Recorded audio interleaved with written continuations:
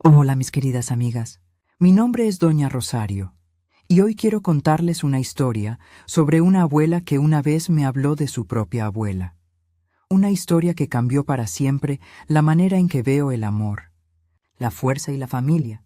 Siempre me gusta empezar así, en voz baja, como si estuviéramos sentadas alrededor de la mesa de la cocina, con un frasco de vidrio de monedas entre nosotras y el olor del café recién hecho llenando la casa. Y es justo con ese frasco en la mano, el mismo frasco que tuve cerca durante toda mi vida, que les traigo la historia de mi abuela, Doña Amalia, una mujer pequeña en estatura pero con una dignidad tan grande que levantaba el techo cuando entraba en una sala. Esta es la historia que me contó ella, y que yo aún repito, porque todavía me estremece. Todo comenzó una tarde de noviembre de 1979. Recuerdo la fecha porque mi abuela la escribió en un pedazo de papel que guardaba debajo de sus perlas viejas. Ella anotaba fechas como quien marca las estaciones del año, con la misma reverencia. 10 de noviembre de 1979, decía la nota con su letra angulosa. Ese día, mi abuela ingresó al hospital municipal por una fiebre que no cedía. El médico decía que era algo menor, que con reposo y suero estaría lista en una semana.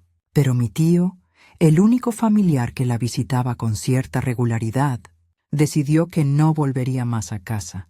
Mi abuela no vivía con lujos, una casa de ladrillo, una colcha hecha a mano que había heredado de su madre, un frasco de vidrio donde guardaba monedas para las emergencias, un reloj de pared que siempre adelantaba 5 minutos para que no nos viniera la pereza. Ella era una costurera, una mujer que recogía los hilos de la vida y los hacía patrones. Tenía, además, unos documentos que nunca mostró a nadie, cartas viejas, un cuadernito con los nombres de las clientas y, lo que más cuidaba, un pequeño sobre sellado con tinta roja, donde había anotado algo que solo una abuela entiende como patrimonio de alma: la promesa de su propia madre de nunca vender la casa.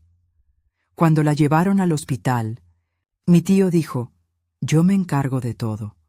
Nadie más supo qué todo significaba hasta días después, cuando los vecinos empezaron a murmurar. Entre ellos, la vecina María, que oye todo y dice menos de la mitad, me dejó una caja de tamales y me dijo, con el ceño fruncido, que había visto a mi tío entrar en la habitación de mi abuela con una bolsa grande.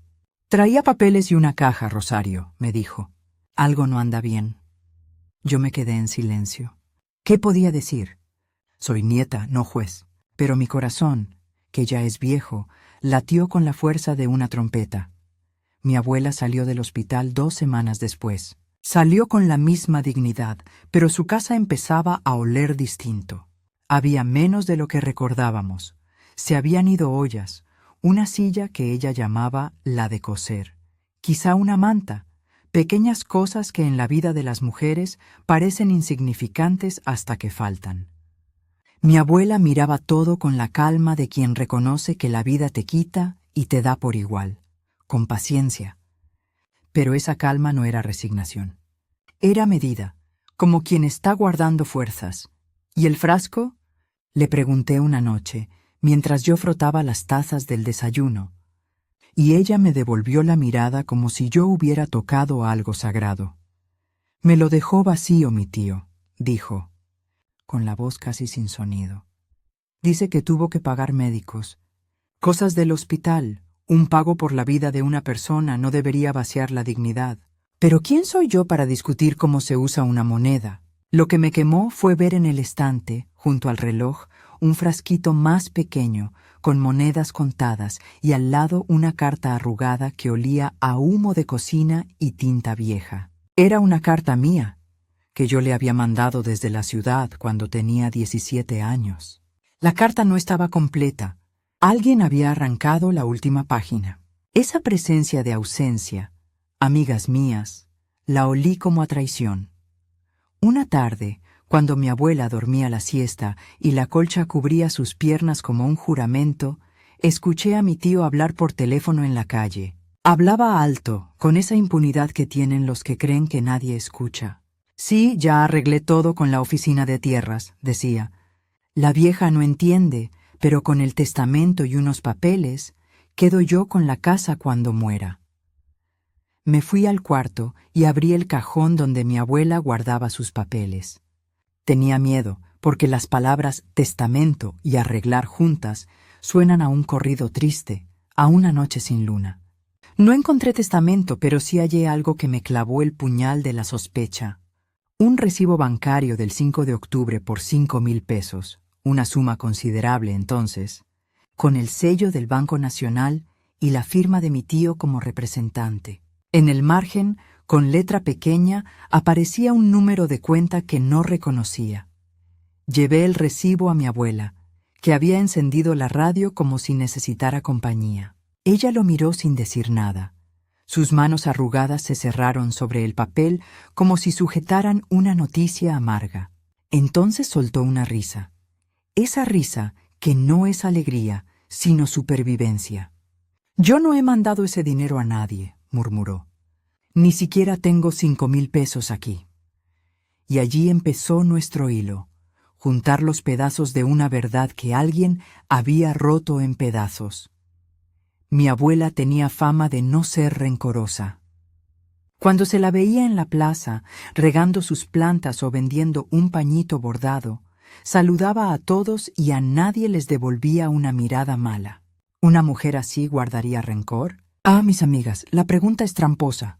El rencor no es lo que sostiene a una abuela. Lo que la sostiene es la memoria, y la memoria no entiende de olvido. Así que mi abuela empezó a recordar cosas pequeñas, como quién pagaba la luz y quién venía los domingos a rezar el rosario. Empezó a apuntar en su cuadernito nombres, fechas, un número aquí, una palabra allí. Y yo la ayudé porque era mi manera de decirle, no estás sola. En esas libretas, como quien cose un mantel, mi abuela registró algo que la mayoría hubiera tirado, la fecha en que su madre, la bisabuela Elisa, le entregó un sobre con instrucciones escritas a mano. «Si algún día te hacen daño por la casa, abre esto», le dijo. Mi abuela, obediente a las abuelas, había guardado el sobre celosamente dentro del forro de un sombrero viejo. Nunca lo abrió por puro respeto, pero al ver el recibo y la actitud de mi tío, supo que ese día había llegado.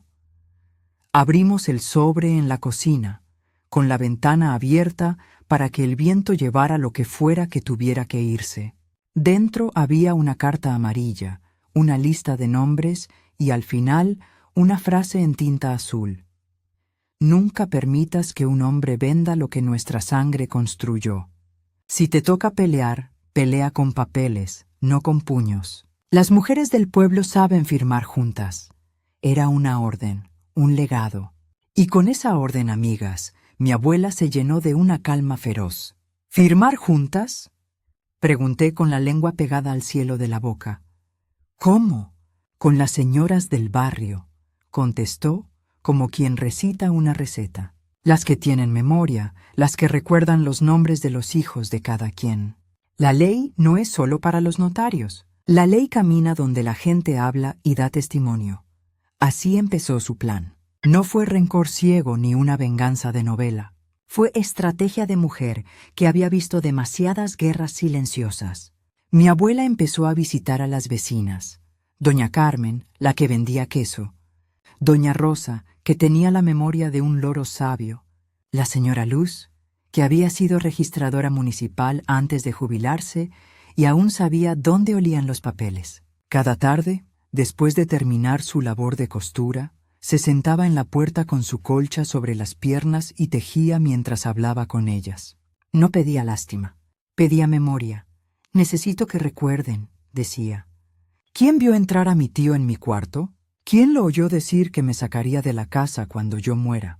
¿Quién lo vio contar dinero?». Las respuestas venían como quien entrega una cebolla, capa por capa. Doña Carmen recordó que mi tío llegó con una caja de herramientas, pero que en la noche la dejó en la sala y se fue. Doña Rosa dijo que una vez escuchó el motor de un auto a las 3 de la mañana, una noche en que la luna estaba tan llena que parecía una moneda. La señora Luz, con su memoria pulcra, sacó del archivo municipal una copia de un documento, una poder especial fechado el 12 de octubre, donde mi tío figuraba como representante legal para asuntos de salud y bienes de mi abuela. El papel estaba firmado con un sello que Olga, la alcaldesa, reconoció como falso. La firma no era la de mi abuela, era una firma temblorosa imitada con prisa. Con cada testimonio, con cada papel, el hilo se tensaba. Mi abuela, que había vivido sometida a silencios, ahora hablaba como quien no deja que la historia la robe. Teníamos un recibo bancario, un poder con firma falsa y testimonios de vecinas. ¿Qué nos faltaba? La verdad completa, el momento en que la única opción fuera hacer algo real. Ella me miró una noche y dijo, «Tengo que ir al banco. Necesito ver los movimientos». Yo sabía que no era sencillo. Entrar a un banco en aquellos días sin que alguien te mirara como si fueras una molestia era una epopeya. Pero mi abuela no pedía batallas épicas. Pedía pasos cortos y seguros. Fuimos al banco el 2 de diciembre de 1979. Me acuerdo porque hacía frío y la señora del café de la esquina nos vendió un poquito de café en una taza que parecía de juguete. En la ventanilla nos atendió un joven con cara de poco interés. Mi abuela, sin titubear, le pidió ver el libro mayor de la cuenta referida en el recibo. El joven hizo una mueca de sorpresa, pero no tardó en traernos una fotocopia. Movimientos, fechas, las huellas de transferencias nocturnas. Había un retiro grande el 7 de noviembre, 3 días después de que mi abuela saliera del hospital. Y la cuenta a la que fue transferido llevaba el nombre de mi tío. ¿Y quién lo firmó? Pregunté con la voz que se me quebró un poco. La firma coincide con la del poder que usted nos mostró, dijo el joven, y en su rostro se dibujó algo así como incomodidad. Mi abuela guardó las fotocopias en su cartera, junto con el sobre amarillo de su madre y las perlas viejas que siempre llevaba al cuello.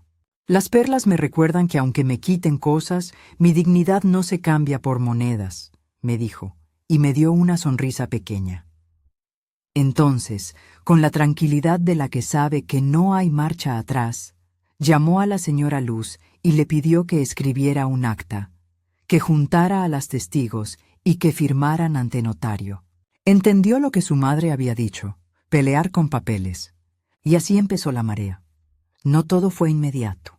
Mi tío se dio cuenta de que algo ocurría cuando un funcionario del banco le llamó al trabajo para preguntarle sobre la transferencia. Él actuó con la misma calma de los que creen que el dinero los vuelve dueños del mundo. Mintió. Dijo que tenía autorización. Dijo que su tía le había dado permiso en la cama del hospital, en una noche de confusión. Dijo que ella había firmado. La sensación es como una llaga. Alguien da una versión que te desaloja de la memoria común. No puede haber firmado, protestó doña Rosa cuando lo escuchó. Si firmó, que nos muestre la firma. Y aquí vino la primera astilla de la verdad, la caligrafía. La señora Luz, con su ojo de registradora, comparó la firma del poder con otra firma auténtica que poseíamos, una página de recibos de la renta donde mi abuela había puesto su rúbrica por años. Eran distintas. La real tenía un trazo firme. La del poder estaba hecha con movimientos cortados, como quien ha practicado una mentira en la mesa de la cocina. Esto, amigas, es algo que las abuelas ven con facilidad. Una mano que finge la mano de otra, como un guante mal puesto. Y aunque el acto de juntar firmas y testigos era un trabajo lento, cada palabra añadida nos acercaba a una posibilidad: quitarle a mi tío esa impunidad que lo había hecho creer que podía arreglar la vida de otra sin pedir permiso. Mi abuela, con su colcha en las piernas, leyó la carta de su madre una y otra vez. «Si te toca pelear, pelea con papeles, no con puños», repetía en voz baja como un rosario. Y a cada repetición la fuerza se le hacía músculo.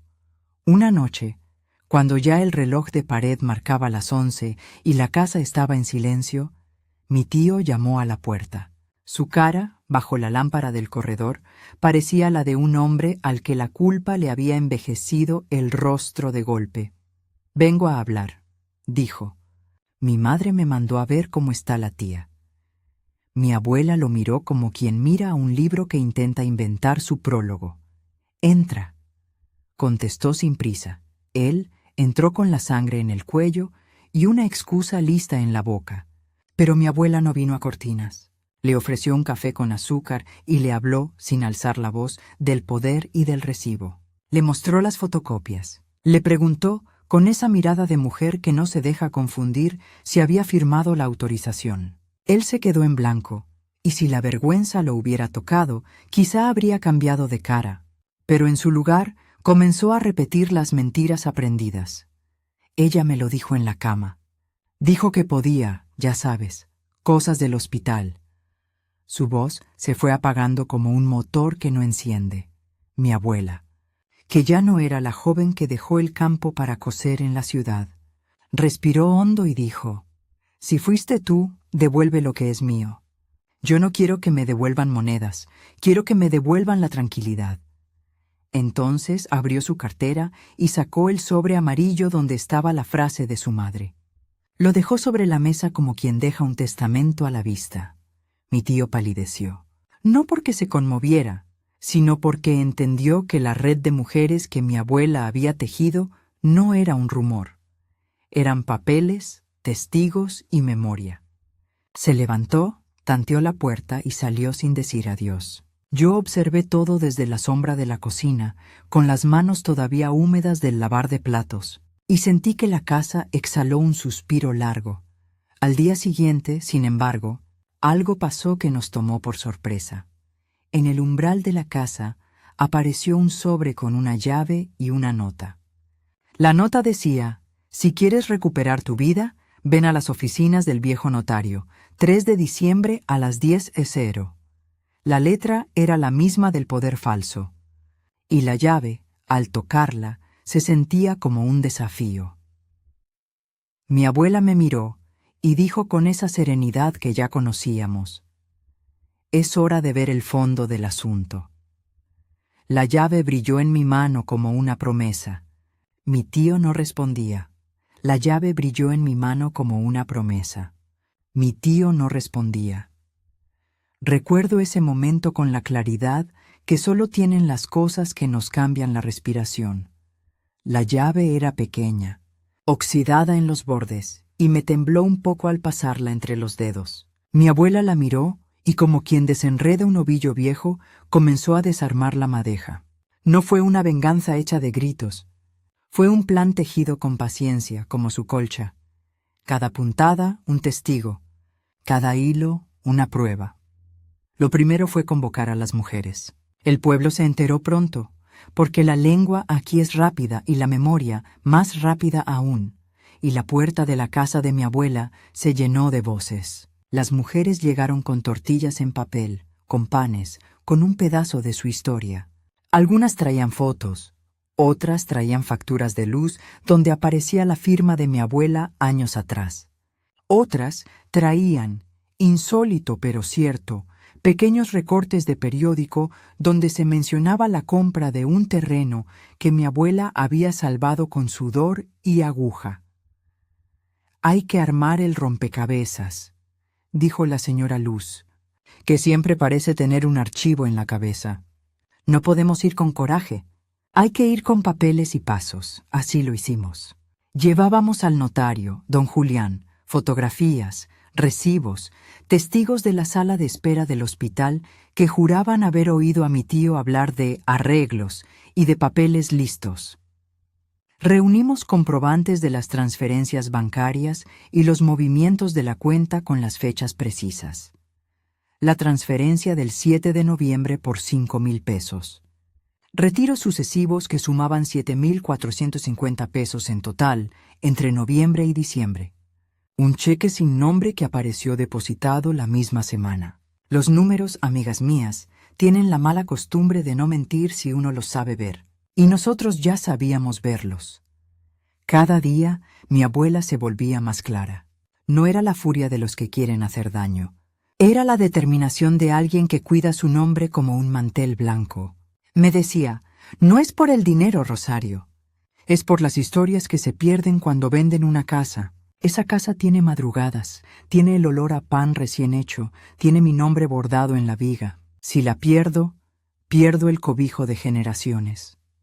Yo asentía y mi corazón me dolía de orgullo y de pena a la vez. Hubo noches de teléfono, de ir y venir a oficinas, de esperar filas con olor a tinta y sudor. Recolectamos firmas de vecinas que declararon haber visto a mi tío sacar cajas de la casa. Conseguimos la declaración de la enfermera del turno de aquel 7 de noviembre que dijo: la señora estaba confundida, pero jamás firmó documentos. Yo la atendí. Esa declaración escrita a mano y firmada pesó como una losa. ¿Y el notario? Me preguntó una señora al oído en una de las reuniones. Si hay papeles falsos, el notario también tendrá responsabilidad. Y así fue. Fuimos a la oficina de don Julián. Él era un hombre de bigote cuidado y gafas que parecía sacado de una fotografía antigua. Al principio, puso cara de quien no entiende por qué molestan su despacho con historias de familia. Pero cuando le mostramos el poder falso, su expresión cambió. Lo tomó, lo miró a la luz y dijo: «Hay algo raro aquí. La tinta tiene 2 tonalidades». La señora Luz, que olía a archivador, pidió que buscaran la original en el archivo del notario. El papel, por supuesto, no estaba, pero don Julián, con su instinto de hombre de leyes, hizo una copia fiel y nos la dio con reticencia. En aquella copia, en la parte del sello, había una pequeña anotación con lápiz que decía «copia cotejada». Nadie la había escrito. Fue entonces cuando la señora Carmen, que siempre va a la iglesia y a la plaza, contó lo que nadie había contado antes.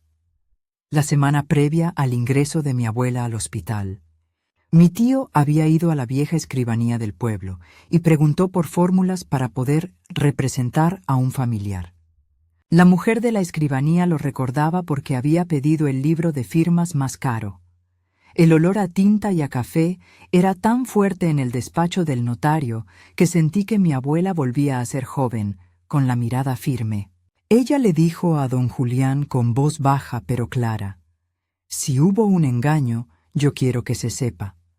No lo busco para destruir una vida, sino para que mi nombre y mi casa no se vayan con la impunidad». Él nos miró y, después de un silencio que parecía eterno, dijo: «Haremos lo que esté en la ley». Aquellas palabras nos sonaron a promesa, pero también a advertencia. La ley es lenta, y mi abuela necesitaba una justicia rápida, porque cada noche que pasaba sentía que algo más se deshacía en la casa. Mientras tanto, mi tío no se quedaba quieto. Supo de nuestras pesquisas y actuó con la desesperación soterrada de quien tiene cuentas que pagar.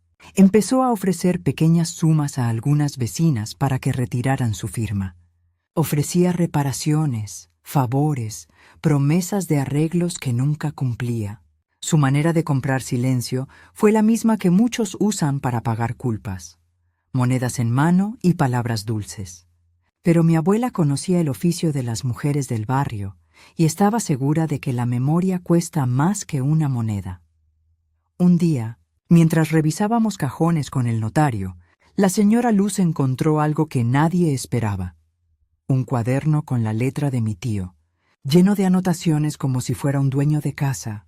Había números, nombres, la confirmación de pagos y junto a una cuenta bancaria una nota que decía: «Dinero de la tía, para arreglos». No decir.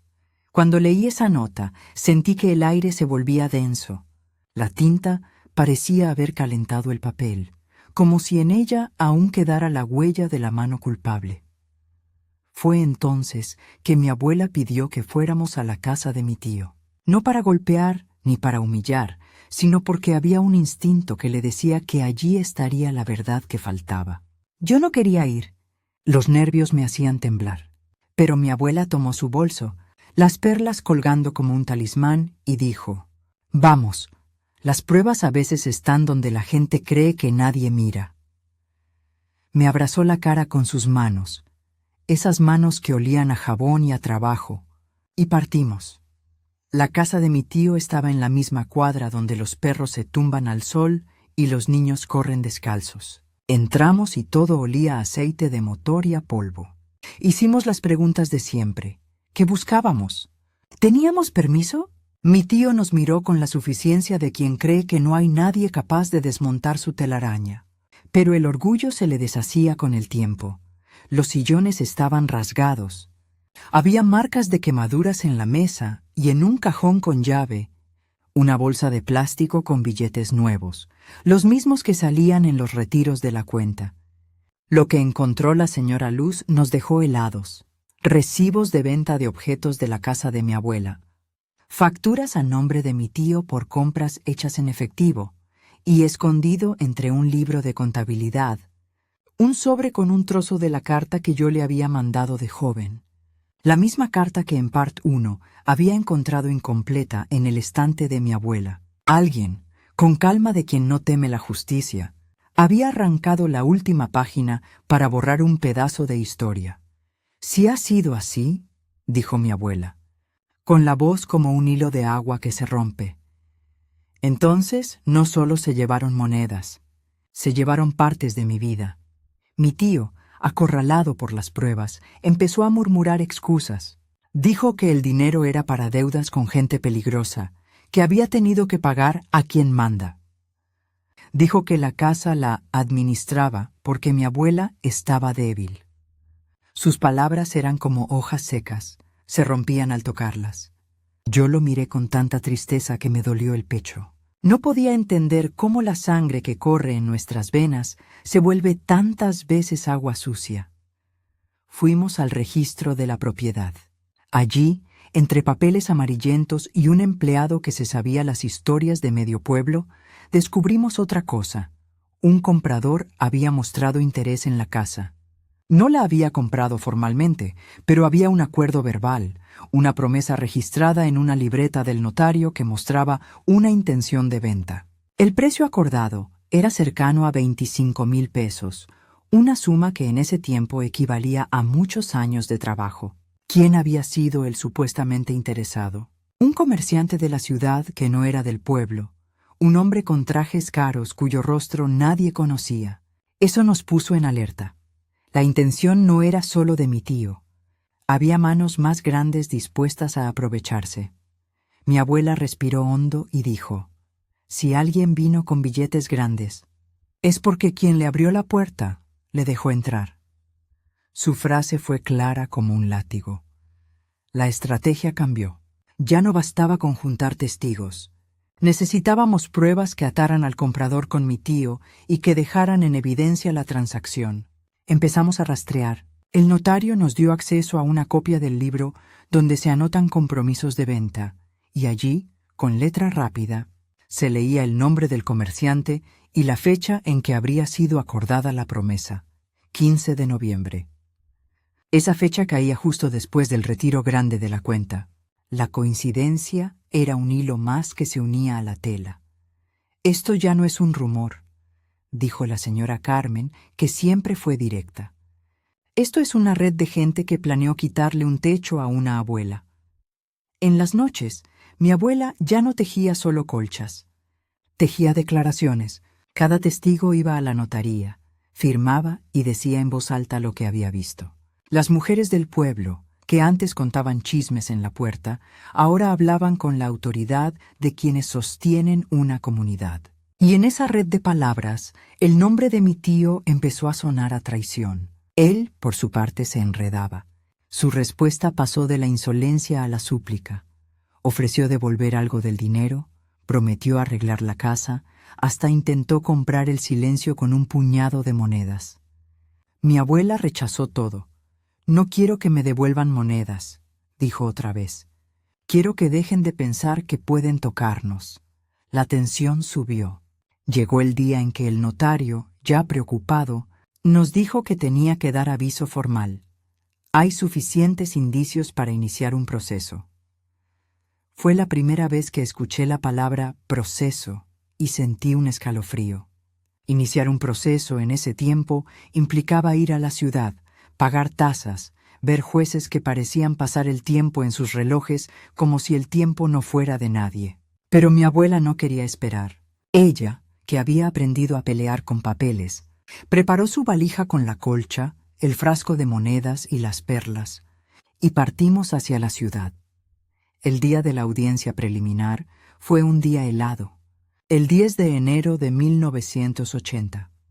La fecha quedó grabada en mi memoria porque hacía un viento que se colaba por la solapa del abrigo y parecía querer llevarse las palabras. Entramos a la sala municipal con el susurro de las faldas y el crujir de las suelas. Mi abuela se sentó erguida, como quien va a una misa. Yo, a su lado, sentía que mi pulso se me salía por la boca.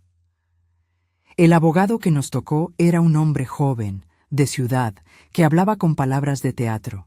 Presentó las pruebas, las fotocopias de los movimientos bancarios, las declaraciones de la enfermera, el cuaderno con la letra de mi tío, las facturas de venta de objetos de la casa, la nota encontrada en su casa con restos de mi carta. El juez, un señor de bigote, hojeó los papeles y dijo algo que todos deseábamos oír. Se admite la denuncia. Esa palabra fue como una luz. Pero la admisión era solo el inicio. Lo difícil venía después, demostrar la falsedad del poder y la intención dolosa. Mi tío, sentado al otro lado, parecía un hombre que había perdido algo más grande que el dinero. Su rostro estaba pálido. Su abogado trató de moverse con argumentos de rutina, que tenía autorización, que la firma era válida, que mi abuela había confundido las cosas por la enfermedad.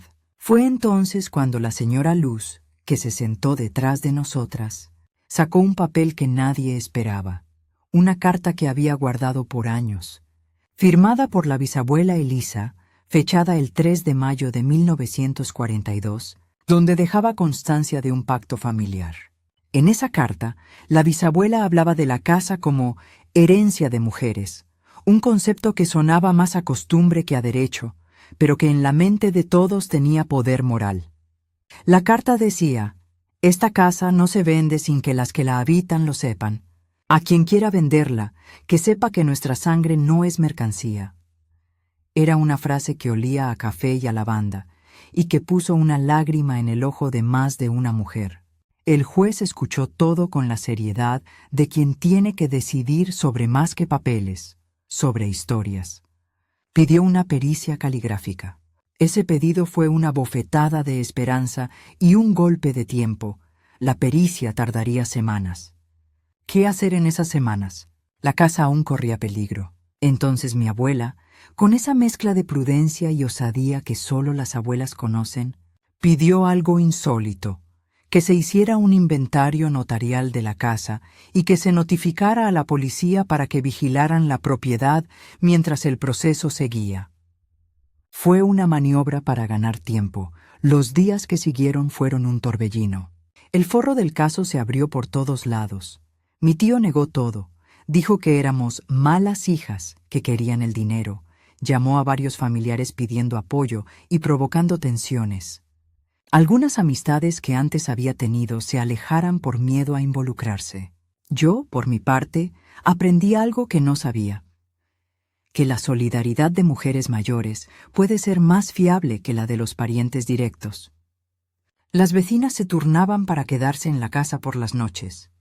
Una de ellas, doña Micaela, dejó su costurero y se quedó 3 semanas, diciendo: «Si esa casa cae, se nos va la historia».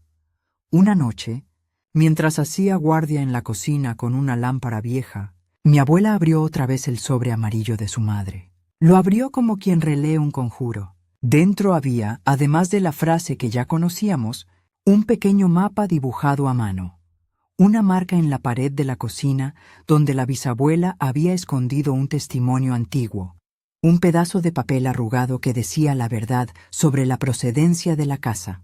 Era una cosa de familia, un talismán legal más de la tradición que del derecho, pero que a mi abuela le daba la sensación de tener al menos un as bajo la manga.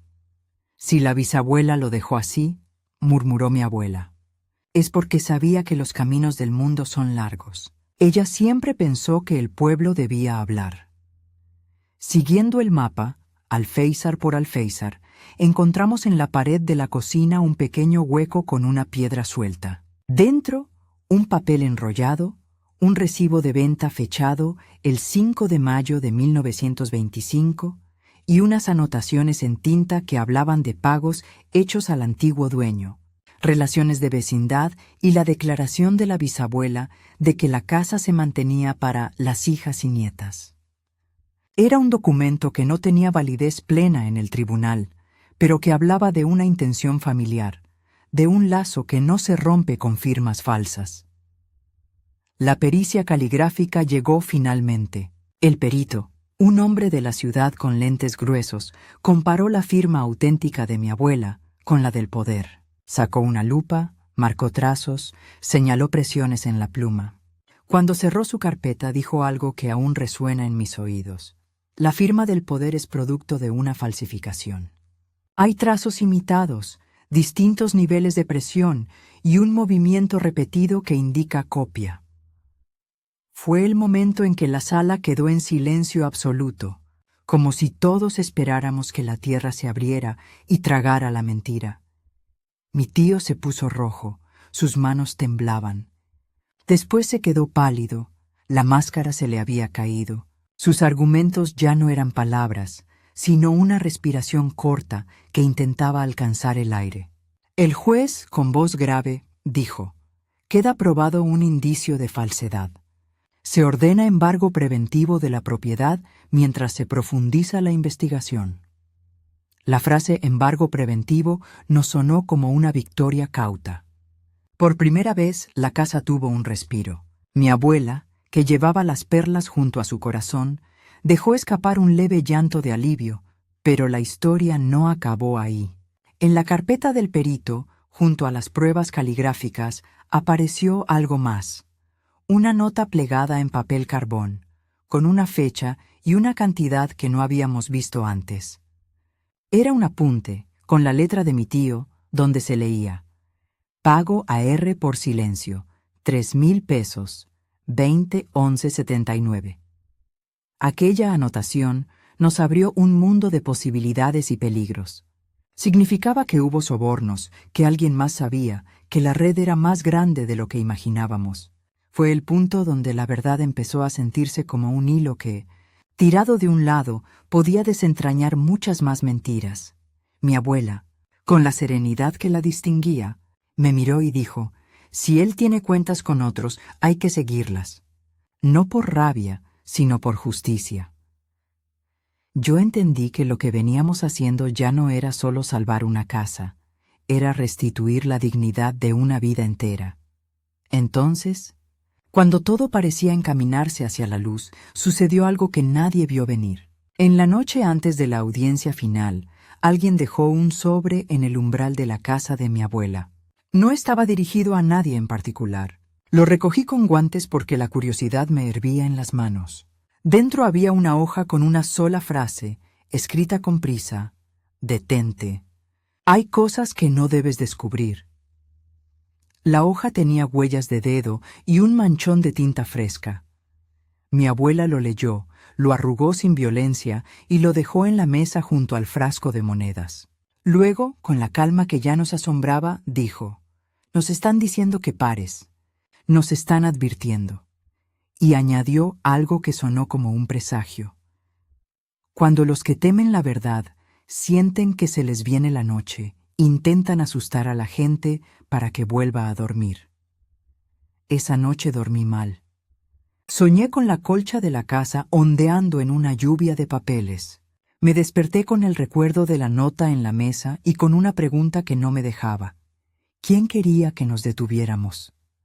¿A quién servía el silencio que mi tío intentó comprar? La audiencia final fue fijada para el 5 de marzo de 1980.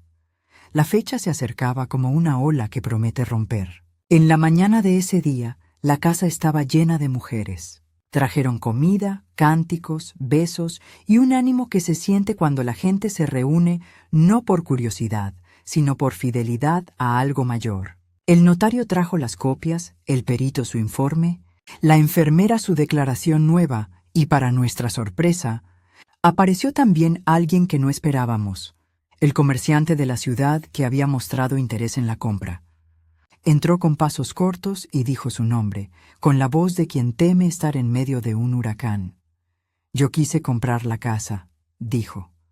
«Pero si hubo engaño, quiero que se haga justicia». Su presencia puso una pieza más en el tablero.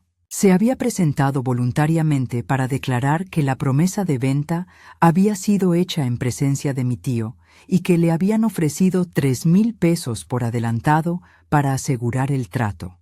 Era una coartada más, un hilo que ataba a mi tío con manos fuera del pueblo. El juez pidió silencio y comenzó a ordenar las pruebas. Fue entonces cuando mi abuela, con las perlas brillando como testigos, sacó de su bolso un sobre pequeño y lo dejó sobre la mesa del juez. Dentro puso el recibo original que había encontrado en el hueco de la pared, las facturas, las fotocopias del banco, el cuaderno de mi tío y una cosa más, un papel viejo, arrugado, que nadie había visto antes. Era una carta dirigida a la bisabuela Elisa, fechada el 12 de noviembre de 1979, justo después del ingreso al hospital, y en ella, con una letra temblorosa, alguien decía: «He sido cómplice. Me arrepiento». La firma era ilegible. El aire se volvió denso. Nadie sabía quién la había escrito, ni por qué había sido dejada precisamente allí en ese momento. El juez abrió la carta con manos lentas, la leyó en voz baja y se quedó callado. Entonces dijo 4 palabras que nadie esperaba. El juez leyó la carta con las manos tiesas y después dijo, con la gravedad de quien pone el pie sobre tierra firme: «Señoras y señores, traigan al autor de esa confesión». En la sala se hizo un silencio tan denso que pude escuchar el tic del reloj de pared, ese que siempre adelantaba 5 minutos para que la gente llegara a tiempo. Sentí cómo se me encogía el estómago, pero también una extraña calma. Era como cuando uno enhebra la aguja justo antes de coser el último borde de una colcha. Todo adquiere sentido y tensión a la vez. No tuvimos que esperar mucho. La puerta chirrió y apareció una mujer menuda, vestida con camisa blanca y delantal, el pelo recogido con una pañoleta. Tenía la cara lavada por las lágrimas y en las manos un fajo de papeles que le temblaba. Cuando la reconocí, me dolió en el pecho. Era Esmeralda, la joven asistente del notario, esa muchacha que siempre repartía café en la oficina y que miraba a la gente con ojos despistados. Nunca imaginé que su voz fuera tan firme. «Soy yo», dijo. «¿Yo escribí la nota? Yo firmé lo que no era mío». Su confesión se sintió como abrir una puerta vieja en medio de la noche. Entró aire que llevaba olor a tinta, a colillas apagadas y a arrepentimiento. Esmeralda contó, con voz entrecortada, cómo mi tío la había presionado una noche en que había ido a la escribanía con la excusa de arreglar papeles por la salud de su tía. «Le ofreció dinero», dijo la cifra, y mi sangre se heló. 3,000 pesos en 2 giros, 20 y 21 de noviembre. Y la amenazó apenas con la mirada cuando ella pidió ver a la supuesta firmante. Era una mujer mayor. Decía que firmaba, pero yo vi que la pluma temblaba. Ella no entendía nada, relató Esmeralda, y tapó su cara con la mano como quien no se atreve a mirar la propia vergüenza. «Me pagó y me dijo que no diría nada», continuó. «Me dijo que era por el bien de la familia. Me dio miedo. Después, la señora se me quedó en la cabeza y no podía dormir. Por eso escribí la nota. No podría mirarla a los ojos si no venía aquí a decir la verdad». Sus palabras fueron una tijera que cortó la tela de la mentira. Sacó del bolso los papeles que aún guardaba, copias en carbón, la minuta con la firma falsa, un recibo donde constaba el pago en efectivo, todo manchado con el sudor de su mano. Cuando los puso sobre la mesa, el juez los tomó y los examinó con calma profesional. En un impulso, yo llevé el frasco de vidrio que siempre traía en mi bolso, ese frasco donde guardaba monedas para las emergencias, y lo puse junto a las pruebas. Sentí que ese frasco era como un talismán, Muchas de nuestras pequeñas defensas estaban en él. La declaración de Esmeralda fue la pieza que hizo crujir la estructura de excusas que mi tío había construido. Ante la fiscal, ella detalló cómo mi tío había elaborado la falsedad. La firma fue trazada en varias sesiones, como quien practica una canción hasta que suena plausible. La pluma había dejado marcas de presión que el perito ya había señalado. Además, confesó que había recibido dinero para falsificar la firma en 2 entregas. 1,000 pesos el 20 de noviembre y 2,000 el 21. Las fechas que coincidían con los retiros que vimos en la cuenta bancaria. El juez pidió que Esmeralda entregara cualquier copia o evidencia. Ella, con manos temblorosas, entregó un sobre con restos de carbón y una lista de nombres que mi tío habría querido silenciar. «Me arrepiento», dijo Esmeralda mirándome a los ojos. Fui cobarde. No supe defenderla. Me acerqué y tomé su mano. La noté fría. Le dije, con una voz que salió de un lugar que no esperaba: «Gracias. Gracias por haber venido. Porque en el mundo hay muchas maneras de enmendar una falta. Algunas son difíciles, otras son heroicas». Ella eligió la verdad, y eso enderezó la balanza. Con la confesión en la mesa, el juez dictaminó lo inevitable. Se emitió una orden de arresto contra mi tío por falsificación y estafa, y se abrieron cargos contra quienes hubieran participado en el pago. La noticia se propagó por el pueblo como pólvora seca. Gente que antes se mostraba indiferente venía a la puerta de mi casa, no con curiosidad malsana, sino con miradas que pedían perdón en silencio. La anciana que vendía pan dejó una bandeja en nuestra puerta. Doña Carmen, que no faltaba nunca, trajo una manta nueva para la colcha. Esas pequeñas atenciones, mis amigas, son el verdadero tejido de la justicia. No solo juzga, también repara el alma. Mi tío fue detenido esa misma tarde. Lo recuerdo sentado en el banquillo del juzgado, la tez descolorida, sin la arrogancia que lo había acompañado siempre. Nadie lo golpeó. La ley actuó. No me regocijé con ese espectáculo. La humillación pública nunca es un placer digno. Me dio pena, sí, pena amarga. Ver cómo alguien que compartía mi sangre perdía todo por su voracidad. Pero también sentí que aquella acción traía justicia para mi abuela, para su memoria y para todas las mujeres que habían tejido el caso con sus manos. El proceso siguió su curso y, con las pruebas acumuladas, la pericia caligráfica, las declaraciones de Esmeralda y la enfermera, los movimientos bancarios, la nota de arrepentimiento, la fiscalía logró demostrar el delito. En la sentencia del 12 de abril de 1980, el juez condenó a mi tío a devolver los 7,450 pesos que había sacado de la cuenta de mi abuela y a pagar una multa adicional y una pena menor por falsedad documental. Además, declaró nula la promesa de venta y levantó el embargo preventivo, condicionando la propiedad a que quedara inscrita a nombre de mi abuela, con una anotación que prohibía su venta sin su autorización expresa. El comerciante de la ciudad, que había actuado en buena fe al principio, restituyó el adelanto y se retiró del asunto con la frente baja, pero sin mancha criminal. La restitución del dinero no fue inmediata. Mi tío había gastado parte y entregado otros montos a cómplices. Hubo negociaciones, deudas que saldar y, al final, pagos fraccionados que llegaron como gotas a un frasco seco. Recuerdo el día en que la tesorera del tribunal vino a la casa con un sobre gordo. Dentro, billetes que representaban parte del dinero devuelto. Las manos de mi abuela temblaron cuando contó las cifras: 3,000, 2,000, 2,450. No era tanto como lo que habían querido arrancarle, pero era suficiente para decir: «Me han devuelto lo que me pertenece». Ella guardó los billetes en el frasco de vidrio y me miró con ese brillo en los ojos que jamás había visto antes. Con la restitución vino también la reparación moral. En la plaza, algunas voces que habían callado comenzaron a hablar en defensa de mi abuela.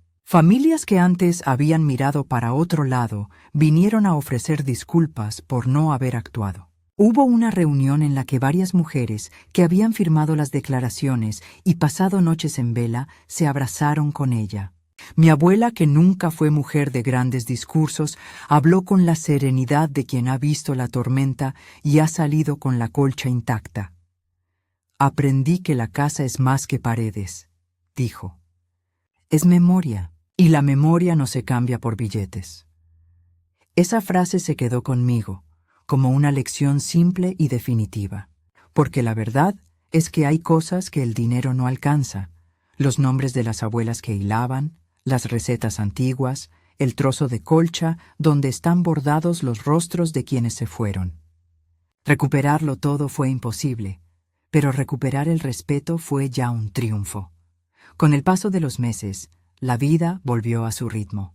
Las mujeres del pueblo seguían viniendo a tomar mate en la cocina. Los niños seguían corriendo descalzos. La radio, que tanto le gustaba a mi abuela, volvió a sonar con sus programas de siempre. El notario fue sancionado por negligencia administrativa, no tanto por maldad, sino por la dejadez que permite las malas obras, y su oficina cambió de administración. Esmeralda, después de todo lo que pasó, consiguió trabajo en otra parte. Se fue del pueblo, me contó tiempo después, para empezar de nuevo. Le envié una pequeña carta y unas monedas, y ella me respondió con una postal que olía a sal y a nuevos comienzos. A veces, las segundas oportunidades son simple y llanamente poder mirar al espejo sin que la culpa te apriete la garganta. Mi tío, por su parte, enfrentó las consecuencias. No fue el final trágico que la gente de novela espera. No hubo finales con golpes ni con cadenas eternas. Pagó lo que pudo, trabajó en labores menores y con el tiempo fue perdiendo la presencia en las calles. No lo vi mucho después.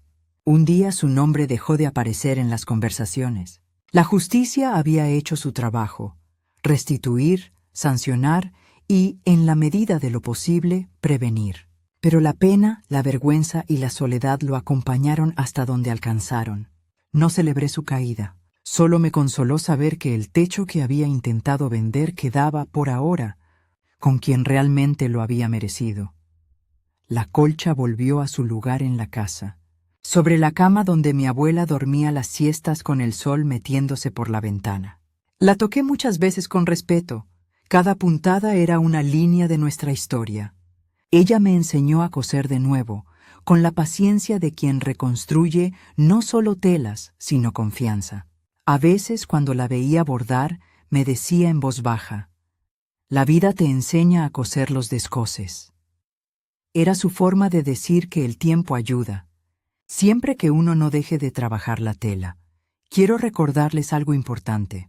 Mis queridas amigas, la justicia no siempre llega rápido, pero la verdad llega cuando se la llama con todos los nombres. En nuestro caso, llegaron papeles, testigos, peritajes y, sobre todo, la valentía de una muchacha que decidió confesar.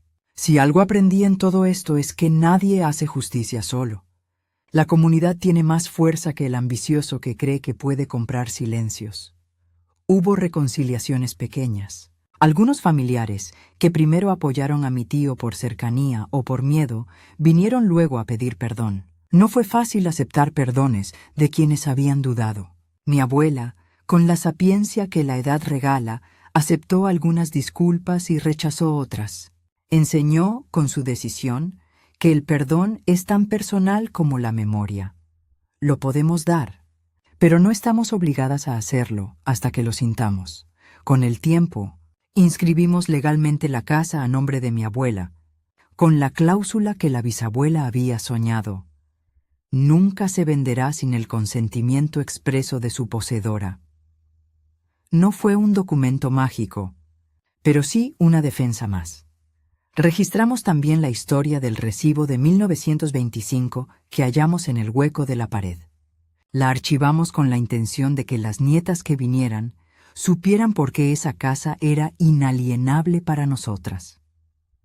En las fiestas del pueblo, cuando la gente se reúne y los tamales huelen a nostalgia, Mi abuela es la que recuerda los nombres, las fechas y las canciones. Se la escucha contarnos, en voz baja, la historia de cómo una abuela pequeña, como ella, tuvo que enredarse con papeles para ganar su dignidad.